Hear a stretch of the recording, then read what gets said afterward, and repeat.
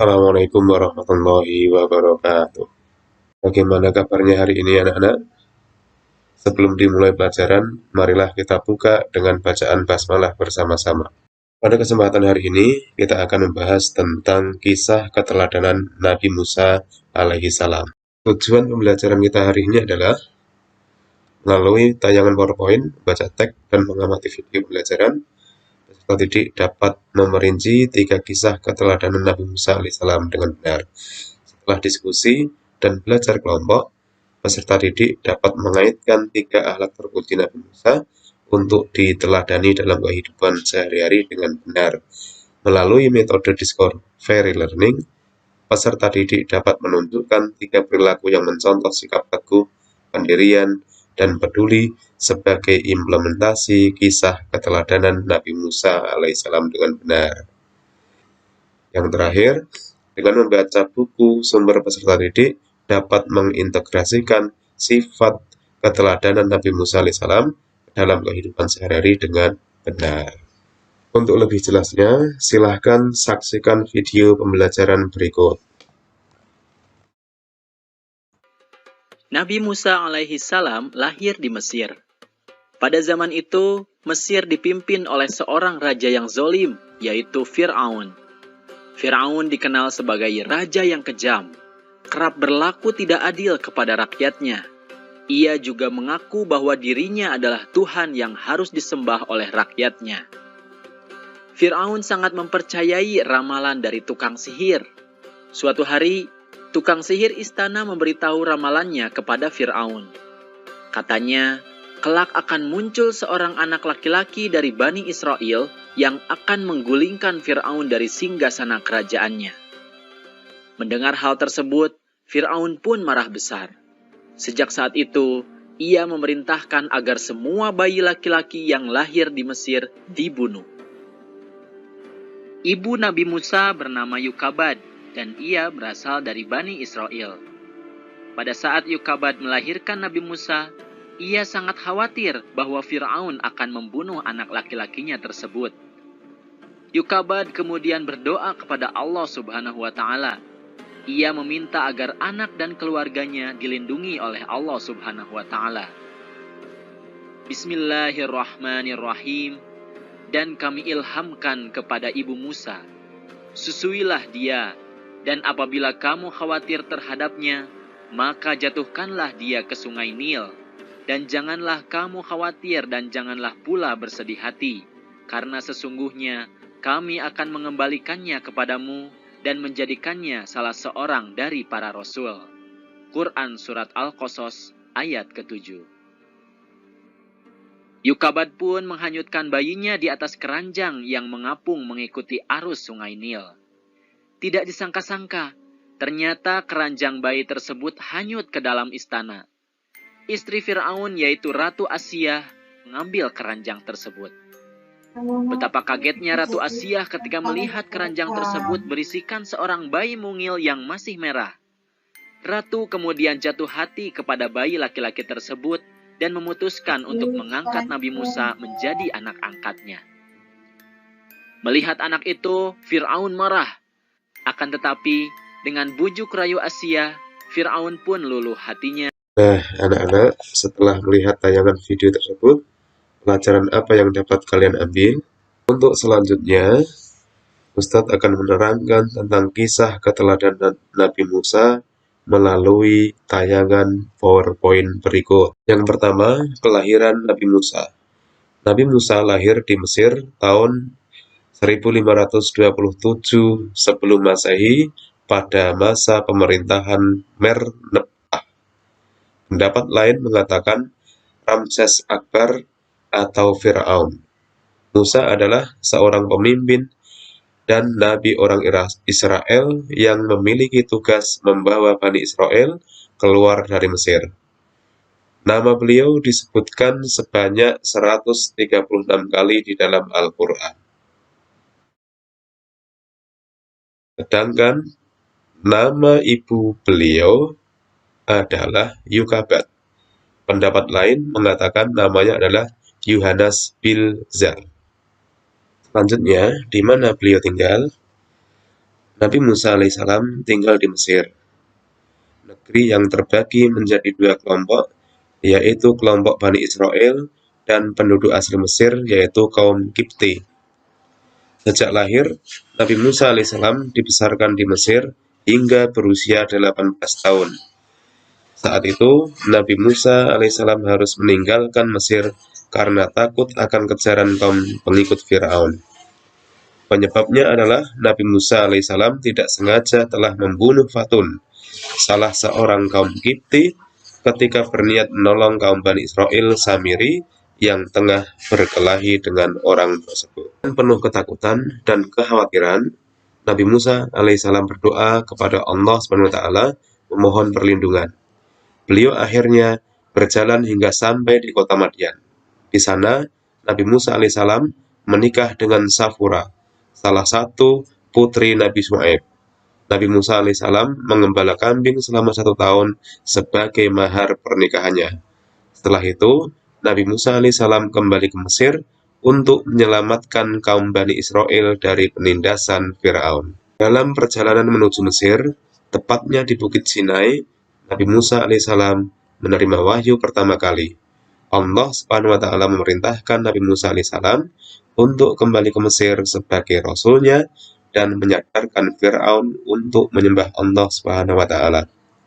Di saat itu, Nabi Musa alaihissalam diberi mukjizat oleh Allah Subhanahu wa Ta'ala berupa tongkat yang dapat berubah menjadi ular raksasa. Selanjutnya adalah pertentangan Nabi Musa alaihissalam dengan Fir'aun. Nabi Musa alaihissalam ditentang oleh Fir'aun yang saat itu menjadi raja Mesir yang zalim. Fir'aun mengaku sebagai Tuhan dan memerintahkan penduduk Mesir untuk menyembahnya.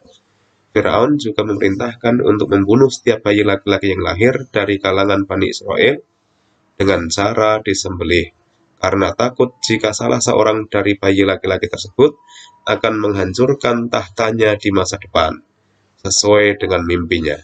Atas izin Allah Subhanahu wa Ta'ala, Nabi Musa alaihissalam dapat selamat dari kekejaman Fir'aun.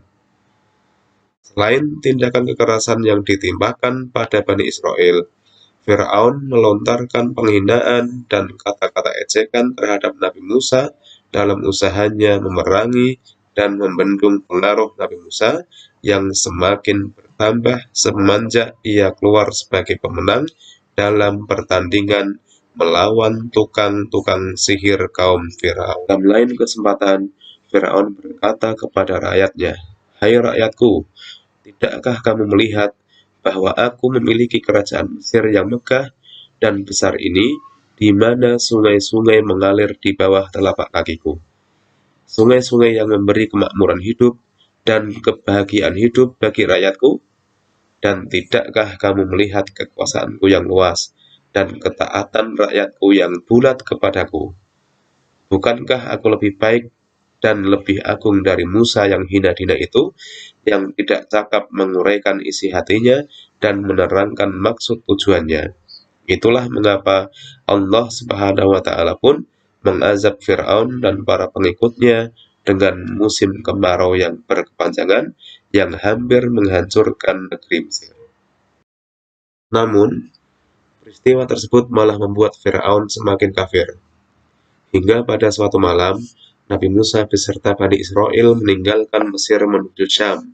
Saat hendak menyeberangi Laut Merah, Nabi Musa memukulkan tongkatnya hingga Laut Merah terbelah. Fir'aun dan pasukannya menyusul Nabi Musa dan Bani Israel yang lebih dulu sampai. Nabi Musa memukulkan kembali tongkatnya ke tanah dan tenggelamlah Fir'aun yang kafir bersama pasukannya. Meneladani sifat-sifat Nabi Musa alaihissalam, yaitu yang pertama, pemberani dalam menyampaikan kebenaran. Meskipun Raja Fir'aun adalah penguasa yang sangat kejam dan sewenang-wenang, namun Nabi Musa alaihissalam tidak pernah takut untuk menyampaikan kebenaran. Beliau tetap menyampaikan kebenaran dengan mengajak Fir'aun untuk menyembah Allah semata-mata. Padahal pada saat itu Raja Fir'aun mengaku bahwa dirinya adalah Tuhan yang berkuasa. Yang kedua, taat kepada Allah. Nabi Musa telah memberi contoh bahwa yang perlu kita sembah dan mintai pertolongan hanya Allah semata. Allah adalah Tuhan yang Maha Esa. Dialah yang menciptakan alam semesta ini dan seisinya. Dialah yang berkuasa atas segala sesuatu di alam ini. Keyakinan kita kepada Allah haruslah bulat. Ketiga adalah ketekunan dalam belajar. Keteladanan yang lain dari Nabi Musa alaihissalam adalah ketekunan beliau dalam menuntut ilmu atau belajar kepada Nabi Khidir. Beliau diperintahkan oleh Allah Subhanahu wa Ta'ala untuk menuntut ilmu ke tempat yang sangat jauh dan dituntut untuk sabar. Yang keempat adalah sikap suka membela yang lemah. Ketika Nabi Musa alaihissalam tinggal di istana Raja Fir'aun dan mendapati pertengkaran antara keluarga kerajaan Fir'aun dan rakyat jelata dari Bani Israel, beliau justru membela rakyat jelata dari Bani Israel yang lemah. Akhirnya, secara tidak sengaja, Nabi Musa membunuh orang Kipti tersebut. Beliau pun diusir dari kerajaan, dan itulah resiko yang harus diterimanya. Akan tetapi, Nabi Musa tidaklah kecewa karena telah membela rakyat jelata. Yang kelima adalah sabar dalam berdakwah. Allah mengutus Nabi Musa untuk mengajak penguasa agar bertindak lurus, politisi agar menjadi baik, dan orang kaya agar menjadi pemilik harta yang baik. Akan tetapi, ajakan Nabi Musa ditolak. Bahkan, mereka menuduh bahwa Musa ialah seorang penyihir dan pembohong. Yang terakhir anak-anak, marilah kita ambil kesimpulan dari pelajaran kisah keteladanan Nabi Musa tersebut. Mulanya adalah, 1. Nabi Musa adalah nabi yang hidup di masa Fir'aun. Yang kedua, Allah menyelamatkan Nabi Musa sehingga ia tidak dibunuh oleh Fir'aun. Yang ketiga, Nabi Musa hidup besar di bawah asuhan Fir'aun.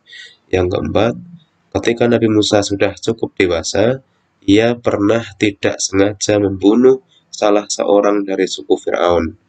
Yang kelima, Nabi Musa kemudian berlari ke kota Madian. Yang keenam, Nabi Musa bertemu dengan Nabi Syuaib.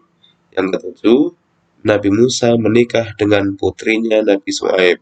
Yang kedelapan, Nabi Musa mendapat wahyu, lalu berdakwah kepada Fir'aun. Yang kesembilan, ditenggelamkannya Fir'aun ke dalam Laut Merah.